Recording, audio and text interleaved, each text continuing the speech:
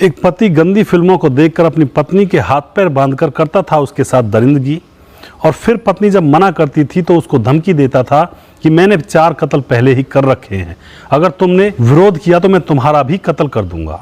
दोस्तों, आखिर ऐसा क्या हुआ? इस घटना के पीछे की सच्चाई को जानने के लिए आप हमारी वीडियो को अंत तक जरूर देखिएगा। नमस्कार, मैं हूं सुदेश कुमार और तिरछी बात पलवल चैनल में आपका स्वागत है। दोस्तों, यह घटना है मध्य प्रदेश के ग्वालियर के महिला थाने में। एक औरत पहुंचती है रोती हुई और पुलिस के सामने बयां करने लगती है कुछ अपनी परेशानी। वह बताती है कि मेरा पति, जिसका नाम है राजेश, और वह महिला अपना नाम प्रीति बताती है।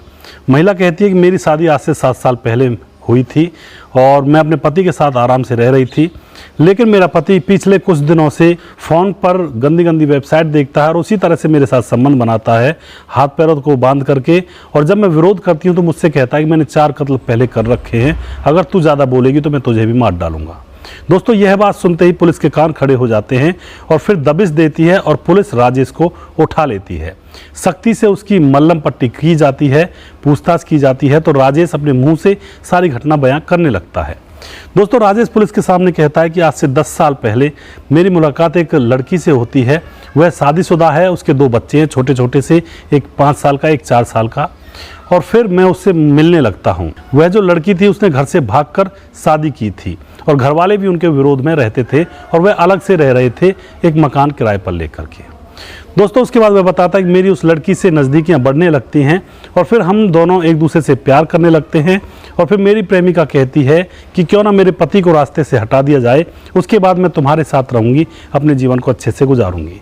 उसके बाद दोस्तों, राजेश अपनी प्रेमिका के साथ मिलकर अपनी प्रेमिका के पति को जान से मार देते हैं, सोते हुए की गर्दन को दबा देते हैं और फिर उसी घर के आंगन को गड्ढा खोद करके उसमें उसको दफन कर देते हैं। दोस्तों, राजेश अपनी प्रेमिका के पति को मारकर दफन कर देता है। ना ही किसी को खबर होती है और ना ही उसकी प्रेमिका और प्रेमिका के पति के घर वाले उनके बारे में हालचाल पूछते हैं, क्योंकि उन्होंने भाग करके शादी की थी। उन्होंने तो उनको अपने दिलों में से निकाल रखा था। अब दोस्तों, वह अपनी प्रेमिका के साथ उसी के घर में रहने लगता है। प्रेमिका के 2 बच्चे हैं और एक प्रेमिका है और खुद राजेश है। कुछ दिन रहने के बाद उसको पता चलता है कि उसकी जो प्रेमिका है उसके पास बहुत सारी प्रॉपर्टी है, बहुत सारे पैसे हैं।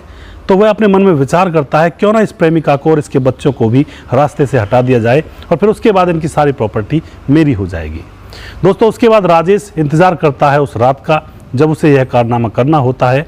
एक दिन रात को सारे लोग सो रहे होते हैं, राजेश जगता है और अपनी प्रेमिका के दोनों सोते हुए बच्चों की गर्दन को एक एक करके बारी बारी दबाने लगता है। दोस्तों, थोड़ी देर में वो छोटे छोटे से मासूम बच्चे मर जाते हैं, भगवान के पास चले जाते हैं। उसके बाद वह अपनी प्रेमिका के पास बैठता है और चुन्नी से उसकी गर्दन में लपेट करके उसको जोर से खींचने लगता है। उसकी प्रेमिका तड़पने लगती है और फिर वह उस चुन्नी को नहीं छोड़ता है। थोड़ी देर में उसकी प्रेमिका के भी प्राण पखेरु उड़ जाते हैं।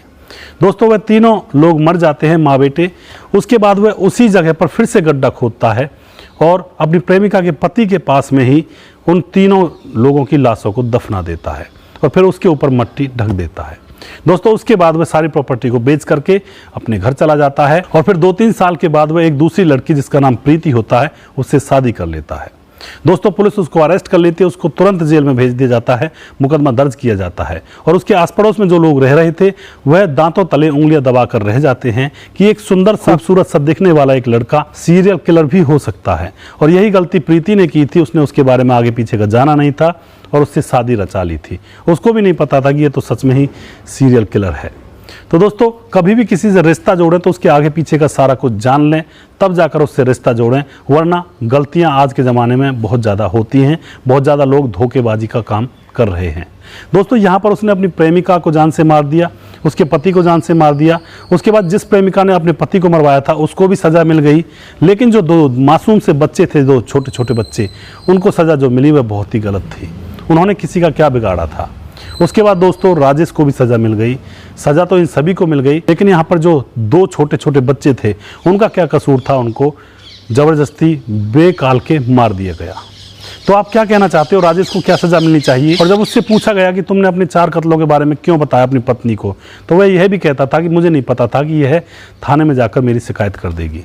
मैं तो इसीलिए इसको डरा धमका देता था जिससे कि यह डर जाए और फिर मैं जैसा कहूँ ऐसा कर ले। तो दोस्तों छोटा सा वीक पॉइंट, दोस्तों मैं हर बार कहता हूँ हर स्टोरी में कि जो क्राइम होता है वह कभी छुपता नहीं है, हो सकता है 1-2 महीने के लिए छुप जाए, साल के लिए छुप जाए, 10 साल के लिए छुप जाए, लेकिन अंततः क्राइम का पता जरूर चलता है। तो इसलिए सावधान रहें, कभी ऐसे वैसे क्राइम में ना पड़ें, और लोगों से रिश्ता जोड़ें तो आगे पीछे का उनका पूरी तरह से जान लें, तब जाकर रिश्ता जोड़ें। दोस्तों, ऐसी घटनाओं के ऊपर मैं वीडियोज़ बनाकर लेकर आता हूं जो कि सच्ची घटनाएं होती हैं समाज के अंदर, और इन घटनाओं से हमें सीख मिलती है। कुछ ना कुछ उद्देश्य ये हमें हमारे जीवन का देकर ही जाती हैं। हमें भी समझ बढ़ती है कि हमें ऐसा नहीं करना चाहिए, और अपने जीवन में हम सतर्क होते हैं। यही हमारा उद्देश्य होता है इन घटनाओं को लेकर आने का। दोस्तों, अगर आपको हमारे वीडियोज़ अच्छे लगते हैं तो इनको प्लीज़ जाते जाते शेयर ज़रूर कर दिया करें। अगर आपको यह वीडियो अच्छा लगा है तो इसको शेयर ज़रूर कर जाएं। हम आपके बहुत बहुत आभारी रहेंगे। नेक्स्ट वीडियो में जल्दी फिर से लेकर आऊँगा। तब तक आप खुश रहें, सावधान रहें, दूसरों से रिश्ता जोड़ें तो जान पहचान अच्छी तरह से कर लें। जय हिंद, जय भारत।